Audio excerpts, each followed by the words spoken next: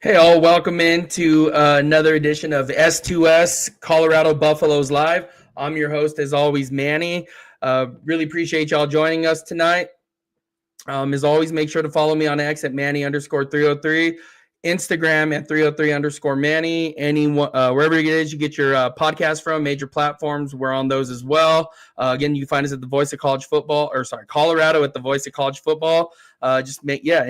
Any one of those platforms you can find us on. Any contributions that you can make to the show through Venmo at MannyS2S would be appreciated. Again, not required, but would be appreciated. Today we have this week, TCU week. This week, right, we think of that and we think of a couple years ago, right, when the Coach Prime, Shador, Travis all hopped on the scene. First time back, first time playing since depending on who you are, who you root for, legendary games. So today we have with us Jamie Plunkin on with us. I'm going to go ahead and bring him onto the screen. Hey, Jamie, thank you for joining us tonight. Manny, it's my pleasure, man. It's good to see you. Yeah, excited for the week. What's the feels around Fort Worth right now? You know, it's a little bit of an interesting week coming off that loss to Arizona State. Folks are a little bit down. Felt like they let that one get away after getting up 17-0 and letting Arizona State eventually come back and win that game. So the Frogs are ready to bounce back, show that was a fluke, and obviously there's still some guys on the team from 23 who remember that loss to open that season. So they're all ready to get their get back, if you will, against Colorado on Saturday night. No, I bet they are. And again, that was unexpected. I think most of us after that game thought, it's like, oh my God, we're here, we're legit. And then we won 3 more games, and then it started off like, what were we, 3-0, and then won the next 2. And I was like, man, this has just changed like that. And then reality hit a little bit at that point. So it did, but that's all right. I think in 2 years since then, Prime's done a really good job of building up the depth, and feels like the roster's come together a lot better. And the same thing for TCU. They were coming off of that national championship run in 22, had a lot of roster turnover in 2023, and they're feeling much more confident about the guys they've got on their sideline now than they did back then. So it should be a really good football game. Yeah, and I know I've looked at the early lines, and we'll jump into the predictions, but 2-score game so far, but we'll hopefully you do predictions, and you're okay with that, Jamie. Sure, of course, man. All right, so if you don't mind, I like to start off every Wednesday when we host another team on here, an individual that covers them. Just if you don't mind, tell us a little bit about yourself, where you're from, upbringing, and how you got involved with TCU athletics. Yeah, so I was born and raised in Dallas, which is just 40 miles east of Fort Worth, which is where TCU is located in the DFW Metroplex. I was a huge college sports fan growing up. I actually grew up in a household that was full of Arkansas Razorbacks. My dad was an Arkansas Razorback, so I got the Razorback hoodie on right now, right? But ended up going to college at TCU, studying journalism, and got into sports journalism that way, covering the Horned Frogs out of college for SB Nation. Moved on to a local kind of in-house media group for a little while, and then hopped on with 24/7 about 2.5 years ago to keep sticking on the beat. So I've been a long time beat writer for TCU, been around the program, been around all the athletic programs for quite a while now. Loving every second of it, covering my alma mater. Man, that's awesome. So Arkansas, so there's no you root for Arkansas then? I know you have the sweatshirt, or is TCU your team? Well, TCU's my team, but it's like the childhood team, right? Is Arkansas, and so I'll keep up with them and pull for them every weekend, and they find new ways to break my heart every week. But the Horned Frogs are doing all right this year, so we're looking forward to more of that. Yeah, no, they are, and they're a team that I was just they're one of the early favorites, I thought, going into the season to win the Big 12 this year, and I'm not budging on that just yet. So I know what they have. Josh Hoover, we'll talk about him, but he is a phenomenal player. And what I want to talk about real quick, if you're okay with this, is I want to talk about Sonny Dykes. I've been following. As of this week, I guess I should say started last week, listening to a couple different podcasts about TCU. And it almost sounds like some people are kind of frustrated with Sonny Dykes right now. Some of the fan base, I don't know if that's a majority or just that, that loud minority that is just super loud about it.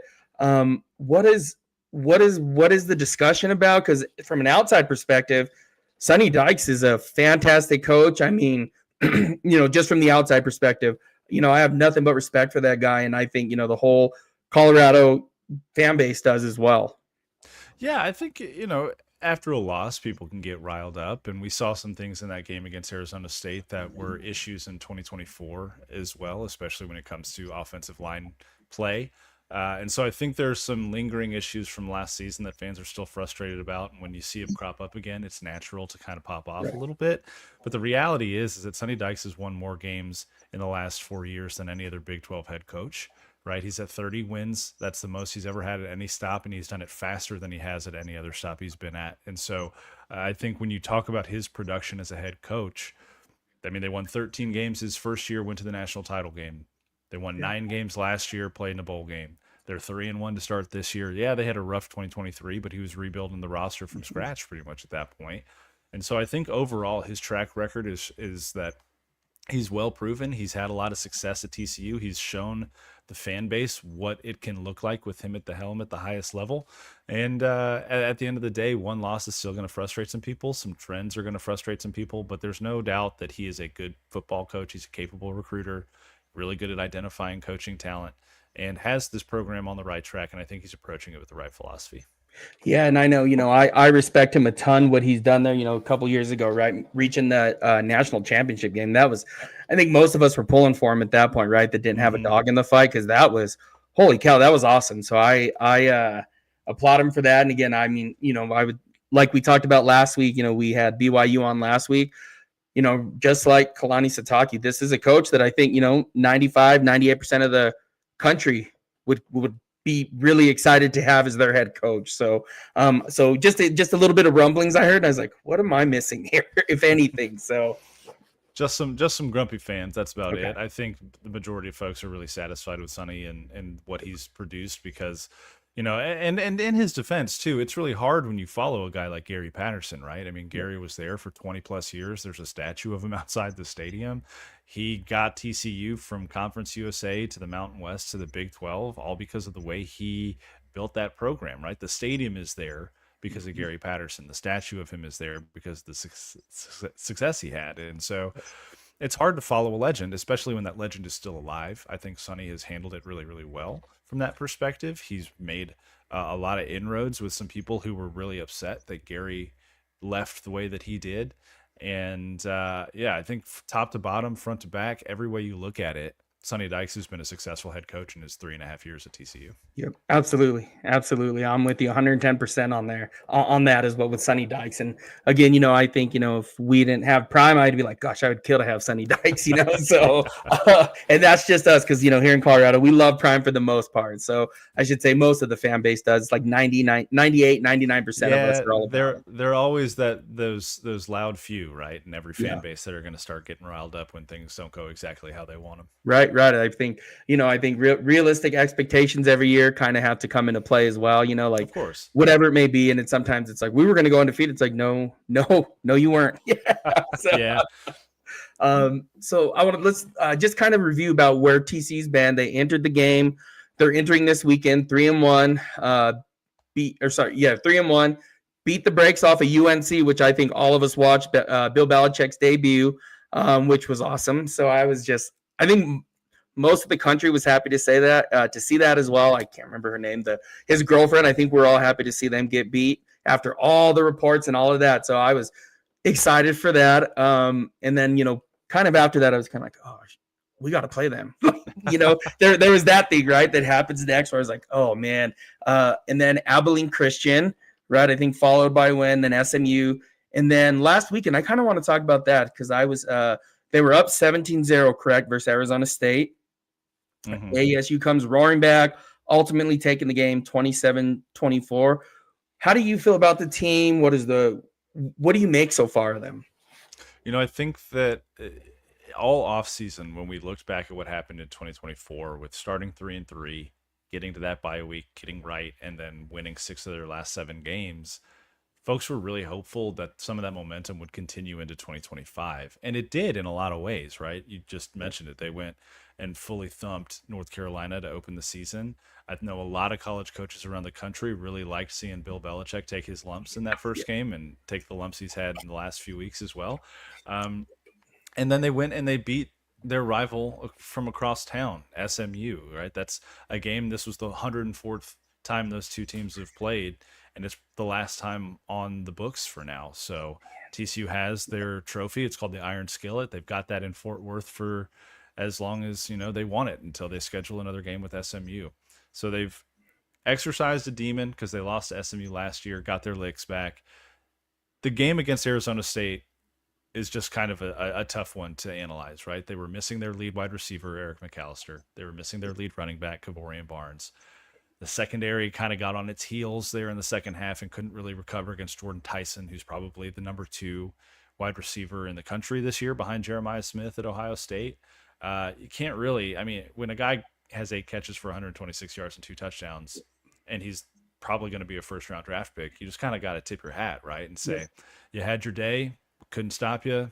We'll see you down the road, hopefully in the Big 12 championship. And so TCU got out to a 17-0 lead, really couldn't run the ball effectively in the second half, wasn't able to burn a lot of clock. And I think that put the defense on its heels. Defense played 87 snaps in that game, really tired by the fourth quarter. They had their backs against the wall because of Arizona State's field position for a lot of the game as well. And so it's just kind of a confluence of things led to TCU kind of blowing that lead. Obviously, if they were able to run the ball, if they had Barnes available, I think they come away with that win. Just didn't work out for them, and the offensive line didn't have its best day. A lot of folks were frustrated about that. But at the end of the day, you're 3-1. You have Colorado at home, and then you go on the road to Kansas State. You have a chance to, on Fox, both of these games, you have a chance to make a statement and say, no, Arizona State's not the real us. This is the real us against Colorado and Kansas State. Yeah, no, absolutely. And this game was one that I had circled early as a loss, and we'll dive into that. But they are, they're well coached. Like I said, Sonny Dykes. I love Josh Hoover. I love watching him play. He was one that, for some strange reason, last year was not talked about a lot, right? Like last season, going into this season, there is a little bit of buzz growing about him, and then it's like, I turned on a podcast. I don't want to name any. It was not yours, so if you but I was listening to one, and they were talking about fans were worried about his interceptions and throwing them in the red zone. And, I don't know a ton about that, but I was thinking at that point, the way they were bringing it up, like he had like 6 or 7 interceptions. I think it's at 4. Is that a concern right now, or is that just fans upset again? I think it's fans upset again. He had some interception issues at the beginning of last year, some turnover issues, was a little careless with the ball. But what people don't remember is that he had back surgery before last season. So he missed all of spring ball. He missed all of the OTAs in June, and he just barely got back in time to participate in fall camp. So those first 6 games when he was a little more turnover prone, I think back wasn't feeling great. He was taking more sacks than normal because he wasn't quite as mobile. I think he was trying to force some things to try and create a little bit for the offense because the running game was pretty terrible last year. Right. And he settled down after the bye week and was one of the best quarterbacks in the country. He ended up setting TCU's single season passing record last year with over 3,900 passing yards, right? He had 27 touchdown passes, and he had a great year. He just had a rough start to the year. Yeah. And against Arizona State, he did have a red zone interception that just happened to bounce off the hands and the chest of one of his receivers, right? Yeah. And at some point, interceptions aren't really on the quarterback anymore. He had another one later in the game that was fully on him, and I will ding him for that. But at the end of the day, he is a hard worker. He is down to earth. He doesn't care about any of the media attention. He's fine with other quarterbacks taking up all the oxygen in the offseason. He just wants to go out and play football on Saturdays. And he's the kind of guy that, he owns a cattle ranch in the offseason. He's a rancher. He sells cattle in the offseason. He's busy. He doesn't care about the media. And so I think when people get frustrated with Josh, it's a lot of the time it's because they don't really know him. People don't write about him. Like you said, people don't really talk about him. But I think his performance this year has been much, much above the standard. Had a bad day against Arizona State, but I think the games against North Carolina and SMU are a truer picture of who Josh Hoover is as a quarterback. Yeah, and that paints that better picture for us, looking in from the outside, because man, there's not a lot of coverage he gets, and and it now makes sense because he's like, I I don't want it, that kind of thing, which is I'm going to go show up, ball out, and do my thing. And then, back to whatever it is that I need to do to get to work on. So that, just kind of one of those lunch pail guys, he sounds like. Yeah, and that's not to say that he's like not outspoken, because I think he's really assumed a strong leadership position with the team, right? The guys Right. respect him, and I think he earned a ton of their respect this offseason when all those rumors about Tennessee came out, Oh, yeah. where Nico Iamaleava left to go to UCLA. Tennessee was searching for a quarterback, and some folks up there from one of their collectives called Josh's agent and made a pretty substantial offer. He was on the golf course when his agent called him, and the agent brought up the call was about, and he said, "Yeah, I'm not interested," and hung up without ever even hearing what Tennessee had to offer. And when we asked him about that before the season started, he said, "Look, I told the guys in this locker room that I was going to be their quarterback this year. What kind of person would I be if I had gone back on my word?" And that's the most media attention he got this offseason. It was because of something that he never really was even interested in. But that earned him a ton of respect in the locker room, and it kind of put him up on a rung on the leadership ladder there. And I think he's gone about everything the right way. He's humble, and he's okay with kind of being in the background and just letting his game speak for itself. Yeah, and I think that just earns our respect. The viewers that are tuning in now, I'm pretty sure they're kind of like, that's awesome. That's Right? awesome. Like, I mean, how often do you see that these days where never. a guy's going to turn down a ton of money? And it's not like he's not getting paid at TCU. Let's be real. He's Right, getting paid. right. He's getting well compensated at TCU. But at the same time, you never know what the future holds. And Right. so I don't ever blame a kid for going and taking the biggest No. bag. But at the same time, he made a promise to his teammates. He felt like he needed to honor that, and he did. Yeah, no, that's awesome. I've didn't think I would say this, but I've now, well, I liked him anyway, but now I've become a big fan of his now after hearing that, because that's, like you said, that's unheard of, completely unheard of. So, man, holy cow. Real quick to Josh Hoover, where at in Texas is he from? Is he from Texas? I should ask first. And the ranch, Yeah. I just assumed. So he's from Rockwall, which is kind of the eastern part of DFW's Metroplex. He played baseball and football there. He was actually originally committed to Indiana back in high school. And Sonny Dykes, when he was still the head coach at SMU, was really trying hard to get Josh to go to SMU. And he was like, "I just don't like SMU, coach. I'm not going to go there." And so he was committed to Indiana. Sonny eventually gets hired over at TCU. His first phone call is to Josh Hoover and says, "Hey, I'm at a Power 4 school now. Would love for you to stay in Texas." Right. Josh took one visit. It was about 2 weeks before National Signing Day, the early signing period. Loved it, flipped his commitment from Indiana, and became TCU's first commitment under Sonny Dykes as the head coach. And so they've got a really long relationship. Yeah. But yeah, he's from Rockwall, so he's from about an hour away from TCU. His cattle ranch is like an hour and a half away. He's Texas through and through. Okay. No, that's awesome. Yeah, I'm a fan of his now. So I don't want to geek out too much on him, but I like this is still a Colorado show. I know. You can I be like a Josh Hoover fan. It's okay. It's okay. No, I mean, I think I go back to LaDainian Tomlinson and just loved watching him play. And so, I kind of had a soft spot for him anyway. So there's that as well. So there was never any animosity towards TCU either. So perfect. And so, so this week, I know you mentioned it. So Eric McAllister and Barnes, I think Eric McAllister last week, he had some kind of walkthrough injury or in practice a day or two before. Yeah, he tweaked a hamstring on Friday is the official report there, and was expecting to be able to play on Saturday, which is why he didn't show up on any of the injury reports. And then when he got out there for warm-ups on Saturday, realized that it might be a little bit more significant than he first anticipated. Tried to go in the second and third series that TCU had, but just couldn't swing it. So he pulled himself from the game, actually, in the first half. Hasn't been out at practice yet this week, so we'll see. If I had to guess right now, I'd say he probably isn't playing. Kavorian Barnes, though, the news is a little bit better because he's been fully dressed out for the last 2 days of practice and appears to be ready to play on Saturday night, which is great news for the Frogs because they need it back. Yep. And that's, great news for him because, Colorado can't stop the run. So bad news for the Buffs. So was just curious about that. And I know he was one that I've, been following a little bit, as Eric McAllister, just a phenomenal wide receiver. And that just kind of, last week I was kind of like, man, that sucks. And, I know some people are happy when a player doesn't play, but I'm like, man, I wish he was playing. Like you never hope for that, injuries, anything like that. So. Yeah, it's tough. You want to play people when they're at their best, and you want to know that when you knock them off, that they had everything going for them, right? You don't want to play a beat up team and then brag about winning. So, no, I totally get that. Yep, no, for sure. And then besides, right, we talked about Barnes, McAllister, and Hoover.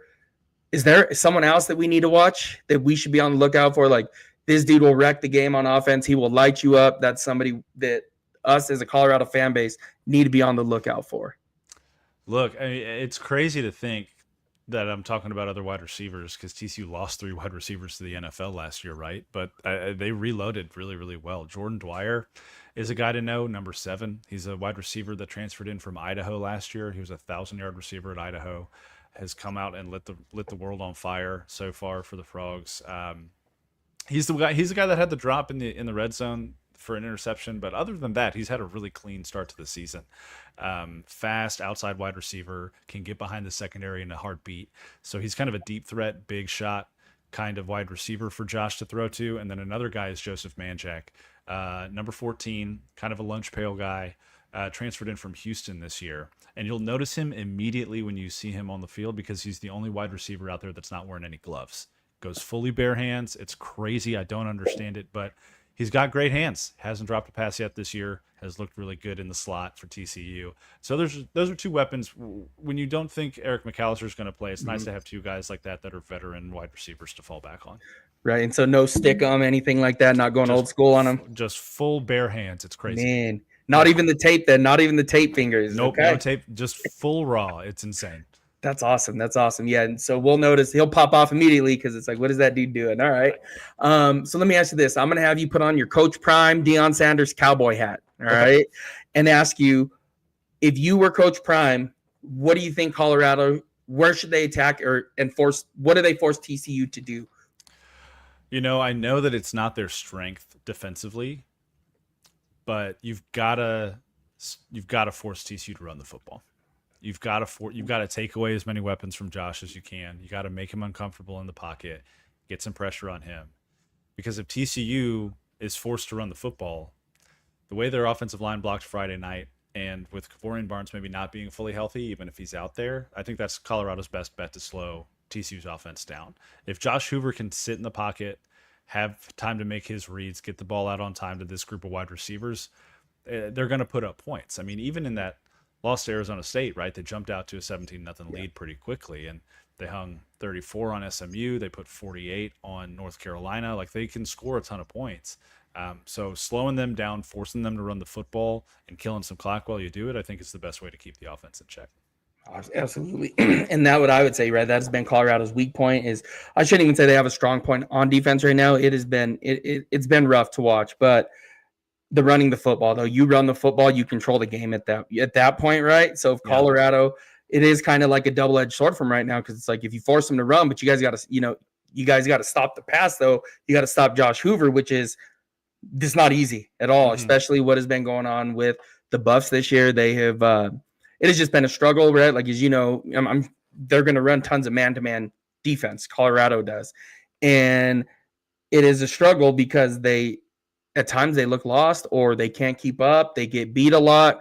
So it is kind of like I don't know what's going to end up happening. If I was TCU, I mean, right, you run the football. It's a double-edged sword at this point, right? I don't know. Even when I typed that question out, it's like, if I was Coach Prime, what do I make them do? But it is tough.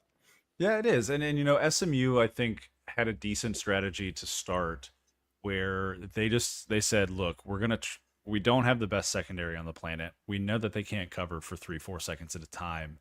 We got to get to Josh, and we got to get to him early in the play. And so they sent a ton of blitzes. They were very creative with their defensive front, with what they schemed up, and that created some problems along TCU's offensive line. And Josh took a couple hits. I mean, he still ended up throwing for 375 yards and 5 touchdowns, right? Because that's the kind of quarterback he is. But at the beginning of the game, it was hard for the offense to get into a little bit of a rhythm because they were finding themselves with not having a lot of success on early downs. They were in 3rd and 17, 3rd and 18, ended up converting on those plays because of some miracle work from Josh and Eric.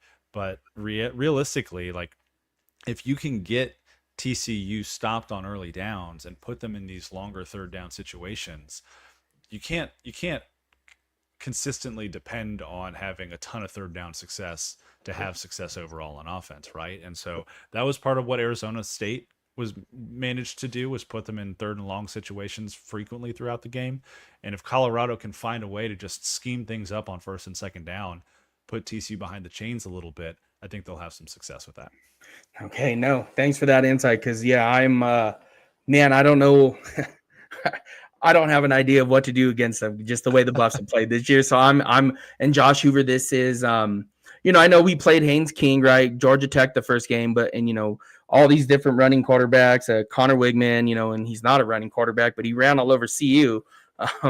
But this is the best quarterback they have played so far, and it may maybe the best quarterback they see, that is actually in the pocket, throwing, picking them apart, right? This is going to be a challenge, and like I said, throughout the year, this might be the best quarterback they play all season, and I'm leaning towards that way because Josh Hoover can play. So I'm torn on what they need to do in this game. It's just outscore him, right? That's how I feel maybe needs to happen, and I don't know if that can. So there might be some opportunities. Salter's a pretty good quarterback in his own right. Oh man, we'll talk about him. And segue in. So on offense, I mean, is there anything that you would want to ask about the Buffs offense that I could help kind of fill in right there? I think it's really interesting because Colorado, in some ways, is in the same situation as TCU, right? Everybody talks about losing Shedeur and Travis Hunter, but the reality is that there are some other really talented wide receivers that aren't on the roster anymore. It looks like you guys have replaced with a few transfers, a running back that's been there for a while, which is nice. And then you brought in the grad transfer from Liberty in Caden Salter, gave up, the starting job for a second there to Staub. But other than that, I mean, it feels like this offense is in a pretty good spot right now as far as talent is concerned. Am I on the right track there? Yeah, the talent on the team is right. Like, you look at the CU roster, right? The transfers, whatever they were as prospects, you're looking at a lot of 4-star players, right? On the offense, skill positions, it is a little frustrating when you actually look at it. The problem with Colorado is it took 2-3 weeks, I guess I should say, till Wyoming, so game 4, to actually start running an offense that fits Caden Salter, right? Basically, take what I said after the Georgia Tech game is just take Georgia Tech's offense. That's all you need to do with Caden. So like take that, run that, or go find Liberty's offense. It started off with them running an offense for what looked like they still had Shedeur Sanders, and again, that you don't replace that, right? Like you don't in 1 year replace Shedeur Sanders. It has been a struggle, right, with the offense, and now the offense switched. But then, as we've seen, a couple things go wrong. They go down in the game, and now they're forced to throw. And what has been happening is Caden Salter he's missing some plays. He's leaving a lot of yards out there, a lot of plays out on the field. I think the deepest pass they threw this past game was 26 yards, and that's not even in the air. So it has been tough sledding. There's so many plays left out there. I know right now that there's a lot of questions. I believe it was Xavier Hill, one of offensive transfer from Memphis, at one point was ranked as the number 1 player in the portal. He's come in playing left guard, was asked earlier in the week about the leadership. And he said, well, we lead by example in our room, and left it at that. And I was kind of like, oh my gosh. So part of the reason going on with what it sounds like, again, I don't know, not personally, just what I hear, what we're hearing is there's a leadership problem with Caden Salter and on this team. It has been a struggle, and it looks like that at times. We are, my wife and I, we go to every single home game. And last week, you could see the Buffs, the wide receivers, they stopped running routes. And it was just, or jogging them, because it's like we're not getting the ball, So it was tough to see that. And again, it just doesn't feel good right now. None of this does around the team. And again, the offense is super talented, but they're not coming together. And at this point, I don't know if that's going to happen this year. And that can be hard, I mean, when you are so dependent on bringing in transfers year over year, I think one of the challenges there is how do you find continuity of culture? How do you find a way to kind of keep people committed to the same vision, right? The same cause, because everybody gets in at different times in the off season. You don't have a lot of time to get to know each other. You're also trying to learn the playbook, and sometimes, for the first couple weeks, you don't even know the name of the guy you're throwing the football to, and that can be a challenge year over year to try and build and maintain that culture.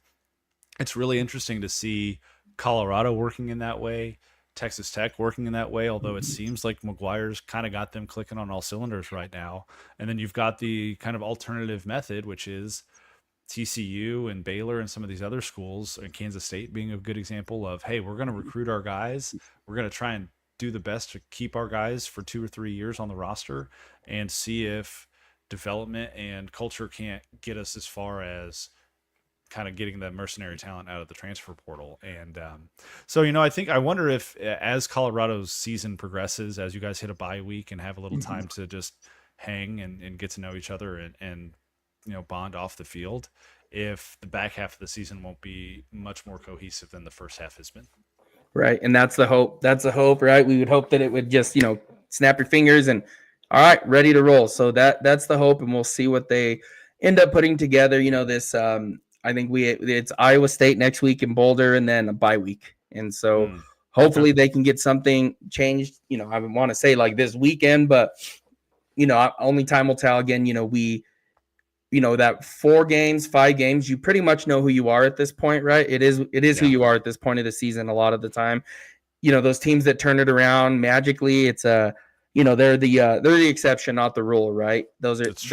They're great stories, but I think once you get through that, I would even say 3 or 4 games, you know who you are, and at this 5th game, they're still searching, and again, that's okay. That's okay right now. Again, like you said, with the transfer portal, and that's kind of I don't want to call it the dangers of the transfer portal, but that's kind of sometimes it's going to happen that way with the portal, as it is right now. It's the risk you've got to be willing to take, because sometimes you're going to hit and sometimes you're going to miss. But when you hit, it's going to be really good. Yep. And this is the first miss it looked like. So absolutely. Defense. So what can you tell us about this TCU defense? What type of defense do they run, and what is it they are going to try to force Colorado to do? Yeah, so this is year 2 of Andy Avalos as the defensive coordinator. He was the former Boise State head coach. Prior to that, he was the defensive coordinator at Oregon. He runs a 4-2-5, 3 down lineman hybrid situation. So he'll typically have 3 down linemen. He'll have a hybrid defensive end linebacker that kind of walks up to the line a lot of the time. That guy is Devin Deal for the most part. Jonathan Bax plays that role a little bit as well. But Deal, number 11, is kind of the main, they call it the stud position. And so they'll have kind of a fake 4-man front, 2 main linebackers, and then 5 DBs on the field pretty much at any given time. They run a lot of man on the corners, a lot of cloud coverage with their safeties. It's a veteran group in the back of that defense as well, with Bud Clark back there in his 5th year of college football. So he's really capable at kind of baiting quarterbacks into bad throws. If you remember that North Carolina game, the pick 6 that TCU had, that was Bud Clark baiting a young quarterback into a bad throw. Now, Salter's a little bit more veteran than that. He's got a good head on his shoulders when it comes to making his reads, but Bud's been known to bait some guys from here and there. And then defensive front wise, they've besides Deal at that stud position, his younger brother actually is one of the starting nose tackles for TCU. Marcus Deal is his name. They got a Washington State transfer in, Ansel Denham-Boo, who has been a huge help in fixing some of the run defense issues that they had a season ago. So TCU is really content with kind of feeling you out the first couple drives of the football game and then starting to bring the pressure and turn up the heat a little bit. Avalos likes to get really creative with his blitzes. He sends a lot of disguised pressure, a lot of fake pressure to try and get a quarterback to make a misread and then let that veteran secondary take advantage of that. And so we've seen that with pretty good success so far this season. There are a couple guys that are banged up, especially at the cornerback position right now, so there's not a ton of depth there. But they've made their way. They've given up some passing yards, but overall, I think it's been a pretty good season for the defense so far. Yeah, and I know I've seen what is this? Hopefully, I said this right. Caleb Elarms, or is that my? It looks like he's leading the team in tackles and sacks. So it's just right. You just look up the stat sheet, right? Pull it up, and you're just like, oh man, that dude looks like he's gonna wreck the game. Yeah, he had a great game against Arizona State too. 13 tackles, pass defended, a couple sacks. He's a linebacker, so he's one of Okay. those guys that kind of roams for TCU. Transfer from Cal, got to TCU last year, picked TCU over Ohio State because he wanted to play for Andy Avalos, who had recruited him out of high school as well, and didn't play as much as he wanted to last year. Was more in a reserve role, but has earned a starter's role this year and has just absolutely balled out. It's been really cool to see. Man, that's awesome. Yeah, he's one that popped off. I think you did mention a DB. Is that I think I saw one who was it was a safety. I can't remember his name. I was kind of just trying to watch a little bit of film today through all my nonsense I had gone on. But uh, you did mention a DB though, the one that jumped against North Carolina. Mm-hmm. What was his name again? His name's Bud Clark. So he's Bud been Clark. around for quite a Okay. while. He actually, if you think back to the Fiesta Bowl in 2022 when TCU beat Michigan, Yep. that first pick six in the first quarter of the game where the safety jumped that out route, took it Yep. all the way back, that was Bud Clark. So he's been around for a minute, right? This is his Yeah. fifth year on campus at TCU. He was actually one of the last recruits to sign with Gary Patterson instead of Sonny Dykes. And really veteran guy, has started to maybe cheat a little bit too much in coverage. And so they're hoping to rein that back in, but incredible talent. Had the highest PFF grade of any safety last year in college football. That includes Caleb Downs, right? Who's a pretty dang Yep. good quarter and Yep. safety in his own right. So Bud's kind of the leader of the defense, gets everybody lined up, and as long as he's doing his job, everyone else is doing theirs, and the defense is pretty solid. Man, no, that's awesome. Awesome to hear about him. And I didn't know that was the same guy, from earlier. And Bud Clark was in the Fiesta Bowl as well. That's crazy. That Fiesta Bowl just seems like forever ago, right? That Yeah, kind it of thing. does. Yeah, in Yeah. football year. I mean, but it's really not, right? Like we look at calendar years. That is awesome. That's one I want to keep my eye on as well. And then if you're right, Coach Prime cowboy hat on again. I don't know, Jamie, if you wear one. My wife's from Texas, and it feels like everybody wears a cowboy hat there. We've got a couple around the house. There you go. If you were to, right, Coach Prime, how should Colorado attack this defense? Where would they have success? I think if you can find ways to get your receivers in man coverage on the outside against these corners, you can have some success. We saw that with Jordan Tyson last week. We saw that with Jordan Hudson the week before with SMU. Their ability to get open, get past these DBs, especially the corners on the outside. And so if you can give Caden Salter enough time for these routes to develop, and I know that left side of the line is really strong, especially that left tackle that you guys have. If you can give him time to let those routes develop, and if those receivers, like you said, run the routes, they might have a chance to get open and get some yards through the air against TCU. Yeah, and that would be the hope, and again, like I was telling you about is, gosh, they had Sincere Brown, wide receiver, number 9, 6'5", dude runs like 4.3, 4.4 speed, just a burner. Was open. He's the deep threat. There's even, Randy Moss has been around the program a little bit these past couple weeks there in Boulder, I should say. And he, man, you throw that thing up and he gets it. They had that play was available all night. It looked like against BYU this past week, and it was just never, and I was like, okay, they're waiting. They're waiting on this one for sure. Like, Yeah. And it was just all night long, and there was no deep shot. There was no plan to test the defense. Hopefully they test it this week again. Even if you're throwing an interception, but throwing it deep, at least you're still stretching that defense, and it's almost right like a punt a little bit. But there's no test in the corners. The corners were not tested last week, so I have little faith in that. But again, I hope week to week things change. So. Yeah, and Pat Shermer's a veteran guy, right? He was in the NFL for a billion years. He's Right. a good offensive coordinator. I'm sure he's going to be able to scheme up some stuff to attack this TCU defense. And at the end of the day, right, like if you're just going to go best on best, take your best shot, right? Yep. TCU's going to take their best shot. Colorado needs to take their best shot, and we'll just see how the chips fall on Saturday night. Right. Nope. And excited for this one. So real excited for this one. Defense. You have any questions about the Colorado, the Buffs defense for me? Yeah, so I was seeing, obviously we talked a little bit about the run defense and the challenges there.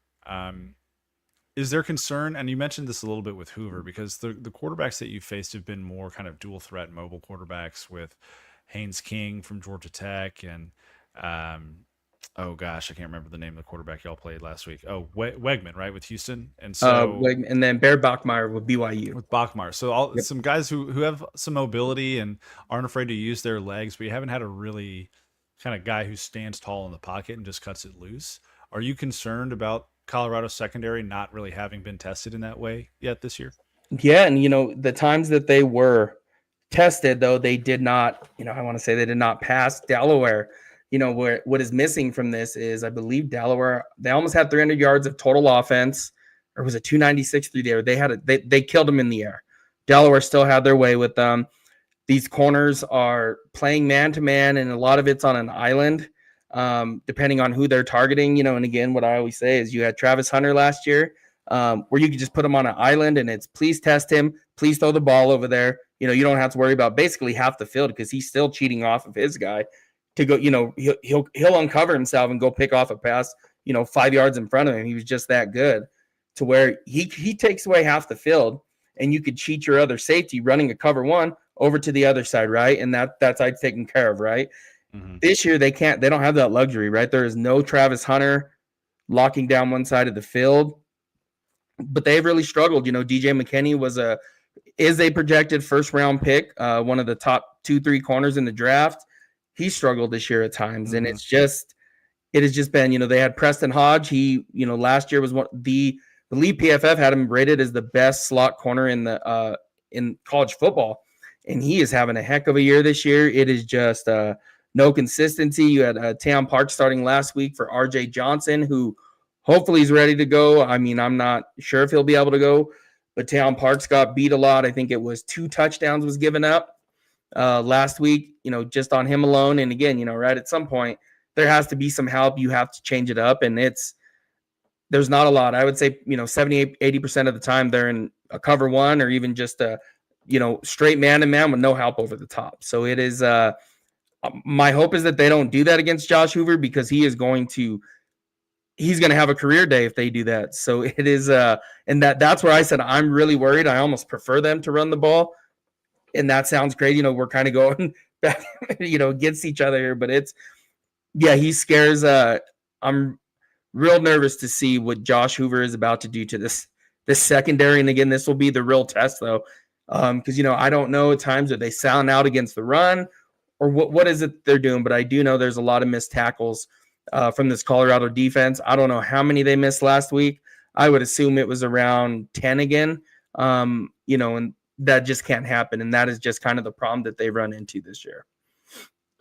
Yeah, and I mean TCU's got some wide receivers that are capable of breaking tackles. We talked about Manjack already, the tight end. DJ Rogers has been really good at doing that this year. Freshman wide receiver out of the slot, Ed Small, has been hard to get to the ground this year as well. So if tackling is a problem, I think that's something maybe that TCU can take advantage of. Yep. And I think it is something they will take advantage of. So, and I guess one of the key things that at least it's not a running quarterback, and this sounds crazy, right? Because we just gotten used to getting killed on the ground by running quarterbacks this year. But then it's like, but that's Josh Hoover back there. So it is. Hey, in his defense, he's shown a little bit of mobility this year. They ran 2 quarterback draws against SMU on 3rd and 5 and 4th and 5, respectively, got first downs on both those plays. But he did set a career high for rushing in that game with 27 yards. So watch out, because he'll get you with his legs a little bit. Okay, so if That's gets more over sarcasm than anything else. But if he gets over 50 yards, I'm gonna be I don't think there's any chance that he's gonna run for 50 yards. But if he does, I'll buy you a drink or something, because you'll need one. All right, JB. Well, don't. I'm gonna hold you to that, because the Bucks have. Oh my gosh, it's been a year. It's been a year. So if let's talk about some predictions. I know I kind of asked you about it a little bit before, but yeah, let's talk some predictions. I know yesterday the line was at 13.5. I have not checked today. I'm trying to not look at that thing. But how do you see this thing going, and do you have a final score? Let's look at so I think my app says that, still 13.5 for TCU, over under 57.5 there. Okay. Look, TCU is notorious, going back to the Gary Patterson days, for not covering. They like to make things more interesting typically than fans would appreciate. But against this Colorado defense specifically, I think TCU is going to have some opportunities to put up points. It's just a matter of, can they rattle Caden Salter? Can they get to him, throw the offense off of its game to be able to pull away a little bit? And I wonder if they get going really fast in the first half again, like they did against Arizona State. Will the return of Kavorian Barnes help them kill clock late and really be able to eat into the time that Colorado has trying to catch up? I think that's the ideal game plan for TCU, is to get ahead early and kind of do a little bit of clock kill late. And if that's the case, 2 touchdowns is hard to beat, right? I mean, they beat the brakes off of North Carolina, but SMU was just an 11-point win. Obviously, they lost to Arizona State. So giving 13.5 to TCU feels pretty generous from Vegas. Now, they tend to be way smarter than me when it comes to line setting, so I'm going to trust them. But I think that Colorado covers, but TCU eventually comes away with the win. I'm going to say it's somewhere around like 38-27. 38-27. And how many yards do you have Josh Hoover throwing for? I'm just curious. Gosh, I mean, he hasn't thrown for, I mean, he's on pace to set another record for TCU this year and break 4,000. So I'm going to say he's going to throw for about 350, 375, somewhere around there, probably around 3 or 4 touchdowns. I like his chances against the secondary personally. And even with Eric McAllister absent, I think they've got enough wide receiver and tight end depth to cover that. Right.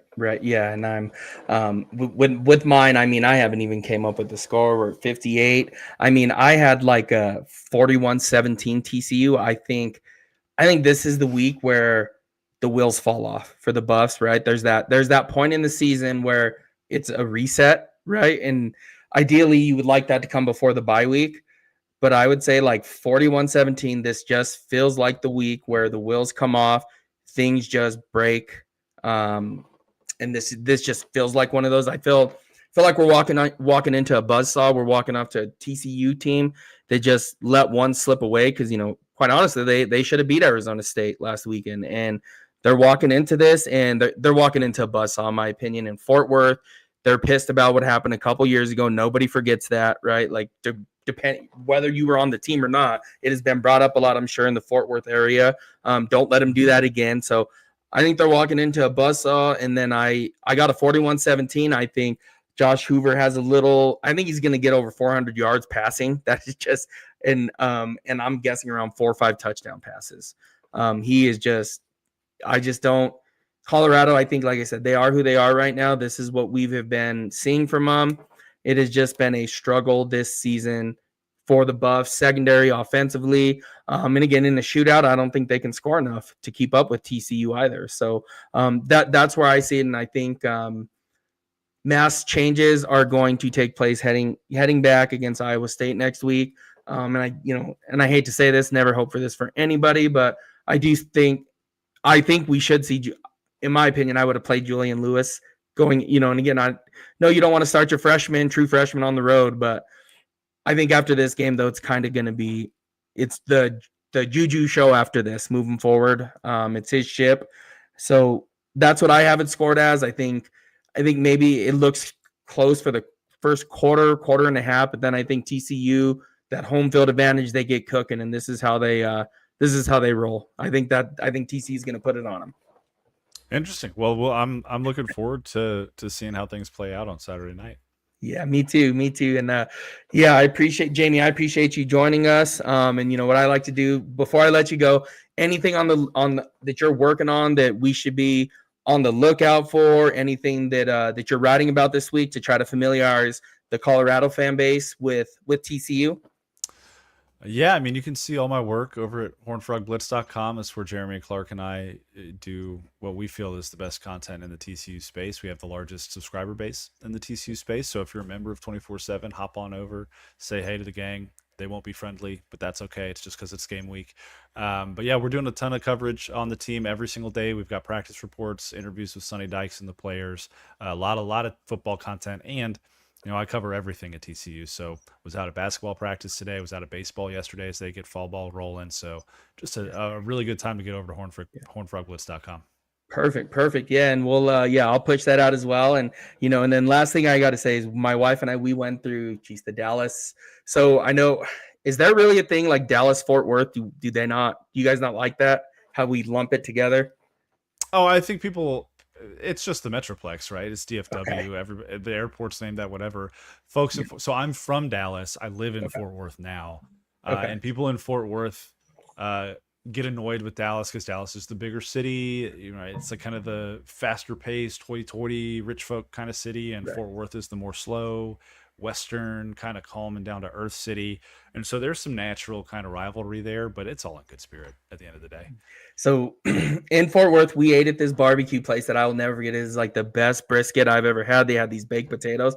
It is called Angelo's. Is that a Angelo's is solid. oh, Angelo's is okay. solid. There's a lot of, I mean, now you want to start some fights. You start ranking barbecue joints in Fort Worth, but my personal favorite right now is actually one in Arlington called Hurtado. It's like Okay. a Tex-Mex barbecue fusion. It's the best food I've ever put in my mouth. That's great. Panther City Barbecue in near downtown Fort Worth is phenomenal as well. But there, you can't go wrong. You just walk in anywhere, you're going to get some good food. Oh man, that's great to hear. Yeah, that's great to hear because I met my wife and she was just crazy about barbecue, and I was like, what, like the meat tastes like smoke, and this is 11 years ago, and I was just like, I like pulled pork, and she's like, what? Like you never had a That's brisket? I was like, no, and pulled she pork. showed me it. Yeah, you It is want oh, it is blowing my mind, JB. I love brisket. I yeah. can't get enough of it. So Yeah, brisket is Texas. You want pork, you go to Memphis though. Memphis is where the pork's Memphis at. is okay. Yeah. Mhm. Oh man. All right. Well, Jamie, I'm getting hungry, but I do appreciate it. I'm gonna wrap this up. But man, thank you so much for joining us. I know it was on short notice. There's a couple things behind the scene that happened that I've been trying all week to get someone from TCU, and It then happens. It's yeah, I all right. really appreciate you. So anything you need, please reach out, and I'll reach out to you after I'm done here on the show. But I really do appreciate you. Thank you. Hey man, it's my pleasure. Have me on anytime. Happy to be here. All right. Have a great rest of your night. Thanks, Manny. All right. All right, guys. Yeah, so there's our preview of TCU versus Colorado.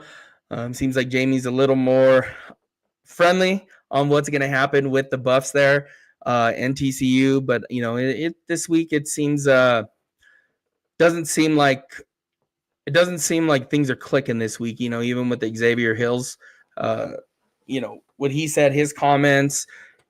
Yeah, I just think the Buffs are going to. This is one of those weeks you can feel it. There's all those different pieces there, but this week does not. With me, it does not feel good. It feels like something's brewing, something's coming up the pipe here, and it just, gosh, I'm just really struggling with this game. I'm sure we get closer. Even right deep down inside, I'm like, they're gonna pull this off. They're gonna pull this off. But I don't know. I'm not sure how this is gonna go. Would love to get your guys' takes on these. I did see today there was Deion Sanders to the Colorado players. There's an article posted about him wanting to play like their life is on the line. But I mean, Prime, he gives the best speeches I've seen, right? And again, I'm biased for sure, but it is. A lot of this has been, we hear it almost every week. And again, love Prime, love it, but it just feels like there's something different with this team. There's something off. There's something missing. I'm just, yeah, I don't know where I'm at. Would love to get your guys' prediction in the chat as well. But yeah. Oh, yeah. Thanks, man. I appreciate it. Love doing these interviews. Meet so many cool people doing them. Again, like I said, this is, outside of interacting with you all, this is the best part of the job. I get to meet people from all over the country, even get some more barbecue ideas. So maybe I can talk my wife next time we're through the Dallas-Fort Worth area to take me to go get some barbecue. And I'm probably going to have to, get a hold of Jamie and let him know, like, hey, what was that one you said? The Tex-Mex one? Because, yeah, that barbecue in Texas, man, that's different, right? I've had it in Kansas City, was in Nashville, Carolina style. But again, I think I love Texas barbecue, and that's, I'm biased for sure because my wife, and that's what introduced me. But it is, yeah, Texas barbecue, nothing better than that. So, but yeah, we'll see what happens this week. My hope, though, is that they challenge the defense, though. You got to challenge them. You got to make them guard, right, all parts of the field. Last week, there was no challenges. There was nothing. It did not feel good last week. Watching it, it just was a controlled, it just felt like it was a mess last week. It was, there was nothing there. So we'll see what happens this week. We'll see what happens moving forward. But we'll be back. I'll be back here on Friday. We'll go over some keys to the game, see if we can find something. And I think there was one earlier. Oh yeah, G, you did say Iowa State lost their 2 cornerbacks. Yeah, they're done for the season. So yesterday I was on the Big 12, the Voice of College Football Big 12 show. We were talking about that a little bit. So my understanding is, if I remember correctly, Iowa State is going to have one of their safeties that they converted playing cornerback now. So we'll see how that goes. They're going into Cincinnati. I picked them to win. Iowa State to win, to beat Cincinnati. We went through. So anyway, it's on the channel. Check that out. But what I predicted was, I think this is one of those moments where you see the Buffs that they're going to run into it. Some wheels are going to fall off. Some changes are going to be made. And what we're going to see is you're going to see a whole different team show up against Iowa State and beat Iowa State in Folsom before heading into the bye. That is tough to overcome. 2 cornerbacks or 2 starting cornerbacks in a season, regardless of who you are. So we'll see what happens. But I think I think what they're going to do this week, they're going to sneak out a win. Iowa State will against Cincinnati. 0.1 to 3 points, somewhere in between there. I do think they pull it off, but I think next week Colorado is going to be. I think this week's going to be one of those games that changes the season for the better. And again, I hope I'm completely wrong, but man, TCU they're a really good team, well-coached team, going to Fort Worth. I just don't see how that ends well after that loss and then everything that's been being said this week. So again, I hope I'm completely wrong on this. That would be fantastic. So yeah, we'll see moving forward what the Buffs do. But I'll be back here on Friday. As always, we'll talk about keys to the game. I think we might even do a little bit of a different show where we do call-ins. I think I got that sorted out today to where to have some of you on the show. So it'll be 6 p.m. Mountain Time as always. I'm always here. We'll roll with it, and then on Saturday night after the game, we'll do a post-game show, which I haven't been able to do these last 2 weeks just because of the late kickoff, the 8:15 kickoffs that are extremely late. So we'll jump on those after the game on Friday. But yeah, we'll see where this goes, and just really appreciate you guys joining. Like I always say, there's always you guys are the ones who make the show. Appreciate you guys being on here. Make sure to follow me on X at Manny_303, IG 303_Manny. And then just stay tuned. We'll be back Friday at 6 p.m. to preview the game. And, as always, is a Heisman Trophy winner, Travis Hunter always says, "Go Buffs, baby." All right, guys, have a good evening. Have a great rest of your week. And we'll catch you guys on Friday.